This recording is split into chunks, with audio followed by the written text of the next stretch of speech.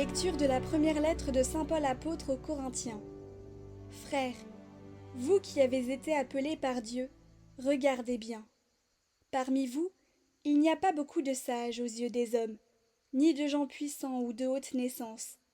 Au contraire, ce qu'il y a de fou dans le monde, voilà ce que Dieu a choisi, pour couvrir de confusion les sages.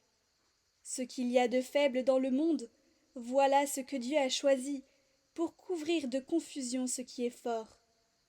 Ce qui est d'origine modeste, méprisé dans le monde, ce qui n'est pas, voilà ce que Dieu a choisi, pour réduire à rien ce qui est. Ainsi, aucun être de chair ne pourra s'enorgueillir devant Dieu. C'est grâce à Dieu, en effet, que vous êtes dans le Christ Jésus, lui qui est devenu pour nous sagesse venant de Dieu, justice, sanctification, rédemption.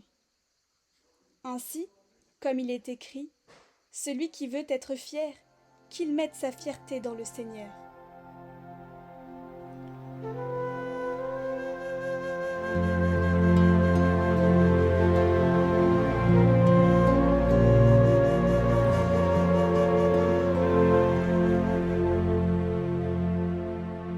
Heureux le peuple que le Seigneur s'est choisi pour domaine. Heureux le peuple dont le Seigneur est le Dieu. Heureuse la nation qu'il s'est choisie pour domaine. Du haut des cieux le Seigneur regarde. Il voit la race des hommes. Dieu veille sur ceux qui le craignent, qui mettent leur espoir en son amour, pour les délivrer de la mort, les garder en vie au jour de famine. Nous attendons notre vie du Seigneur. Il est pour nous un appui, un bouclier. La joie de notre cœur vient de lui. Notre confiance est dans son nom très saint. Heureux le peuple que le Seigneur s'est choisi pour domaine.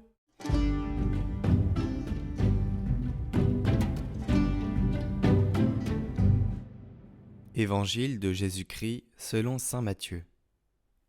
En ce temps-là, Jésus disait à ses disciples cette parabole. Un homme qui partait en voyage appela ses serviteurs et leur confia ses biens. À l'un, il remit une somme de 5 talents, à un autre 2 talents, au troisième 1 seul talent, à chacun selon ses capacités. Puis il partit. Aussitôt, celui qui avait reçu les 5 talents s'en alla pour les faire valoir et en gagna 5 autres. De même, celui qui avait reçu 2 talents en gagna 2 autres. Mais celui qui en avait reçu qu'un alla creuser la terre et cacha l'argent de son maître. Longtemps après, le maître de ses serviteurs revint et il leur demanda des comptes. Celui qui avait reçu 5 talents s'approcha, présenta les 5 autres talents et dit « Seigneur, tu m'as confié 5 talents, voilà, j'en ai gagné 5 autres. » Son maître lui déclara « Très bien, serviteur bon et fidèle. Tu as été fidèle pour peu de choses, je t'en confierai beaucoup.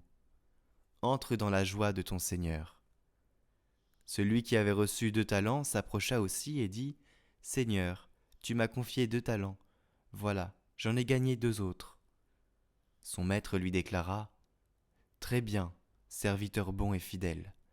Tu as été fidèle pour peu de choses, je t'en confierai beaucoup.